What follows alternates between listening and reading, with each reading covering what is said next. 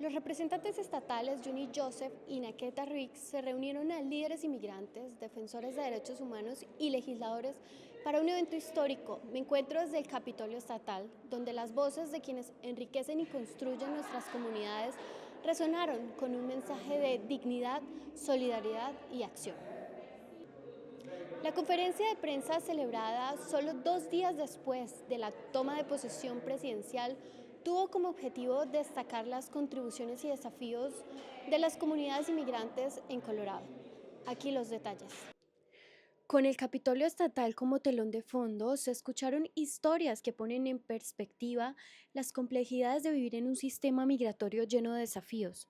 La conferencia fue organizada por los representantes estatales Juni Joseph y Naqueta Riggs, quienes destacaron la importancia de promover políticas justas y humanas.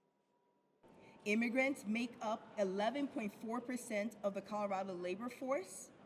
Undocumented Coloradans construct and maintain our buildings and roads and provide us with healthy food through farming our fields.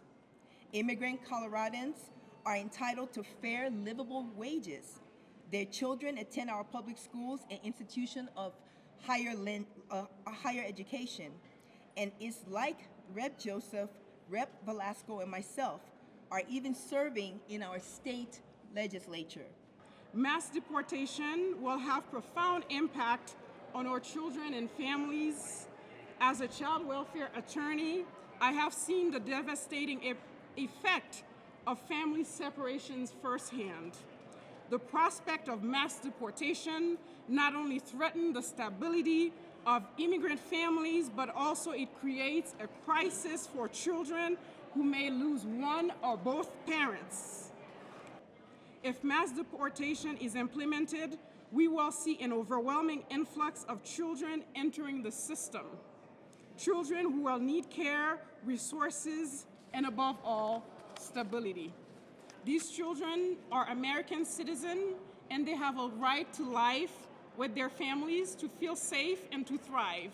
But the reality is that many will face the horror of becoming orphans, separated from their families, and plunge into a system that is already overburdened. We definitely need compassion, and we need to ensure that families are kept together and that the hardworking people that are here, because we do need the workers, are given a chance so that they can also achieve their American dream. Uno de los momentos más conmovedores y emotivos fue la lectura de la historia de Cristian Solano Córdoba, expresidente estudiantil de MSU Denver, junto al fiscal Michael, narraron las estrategias que Cristian tuvo que crear para proteger a su hermana menor, una ciudadana estadounidense en caso de que su madre fuera deportada. For immigrants at home, I hope you remember that as Coloradans, regardless of any immigration status, we have legal protections under both Colorado law and the U.S. Constitution, and we must continue to organize as a community to ensure that we all know what our rights are and we are prepared to exercise them. My top priority is always public safety, and I want to make sure individuals know what protections that we have in Boulder County and throughout the state of Colorado, so that victims of sex assault, domestic violence, hate crimes know that they can come forward and justice can be done.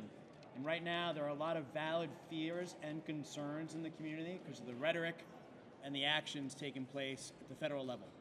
So I stand with you today to make sure that people know in the name of public safety and human rights that Colorado will continue to provide protections for individuals. Really to get your act together. Not let Washington divide us as Colorado. Sit down, look at each other, and do the right things by your people. Because we are tired and exhausted of this fighting, of this bigotry, and we are scared. Our children are scared. To the leaders in our education system, we have our kids that are fearful of taking the bus to go to school because they don't know who's coming after them. And we're talking about 7, 8, 10 years old children.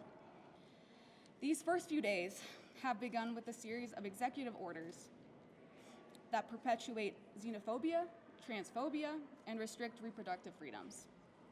These threats create trauma that lasts generations. No parent, no sibling, no child or friend should have to live with these anxieties. These feelings of anger are valid. Whatever these next 4 years bring, we must remember we are stronger, better, and safer together. Now it's time to look out for one another. We are the front lines of our community. We keep each other safe. Let's work together to ensure our immigrant community knows that constitutional rights apply to everyone, regardless of immigration status. And as a reminder, if you encounter ICE or are a witness of an ICE raid, we ask that you contact our rapid response hotline at 1-844-864-8341. En la conferencia de prensa destacaron las intervenciones de las representantes Julie González y Elizabeth Velasco, quienes hicieron un llamado a la unidad y a continuar la lucha por los derechos de los inmigrantes en Colorado. Ambas enfatizaron la importancia de trabajar juntos para construir un futuro más justo e inclusivo. Look, I'm real disappointed, but I'm not surprised by Donald Trump's division, cruelty, and ugliness. Given his executive orders, his flatly unconstitutional attacks on birthright citizenship. Y'all, but thank you for telling us exactly the types of challenges that we will have to confront over the next 4 years. Children being afraid to engage in school, go to a library, with the rescission of the recent executive orders regarding sensitive locations, hospitals, schools, weddings, funerals, churches are now places where ICE thinks that they can come forward and conduct their activities. We are told again and again that we don't belong when we are making our nation better, when we are working in Colorado to make everyone's lives better. We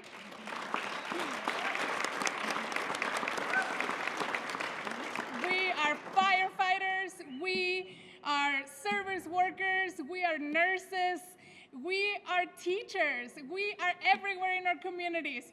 And it's so important that we are all safe. And this is what that's about. It's about keeping our communities safe, making sure that public safety applies to everyone, that our human rights don't stay on the border, that they come with us, doesn't matter where we come from. And many of us have undocumented family members.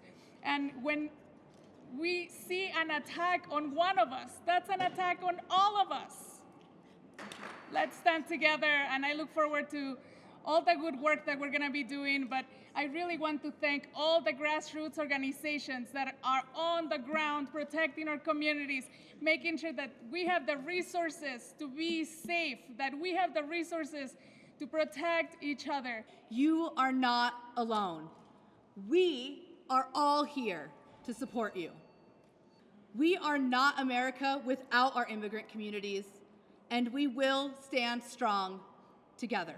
El evento concluyó con un llamado a la acción, trabajar juntos para construir un Colorado más justo y equitativo para todos. Para más información sobre esta y otras noticias, visita www.elsemanario.a. Gracias por acompañarnos. Recuerda seguirnos en Instagram y Facebook. Nos encuentra como El Semanario de Weekly Issue.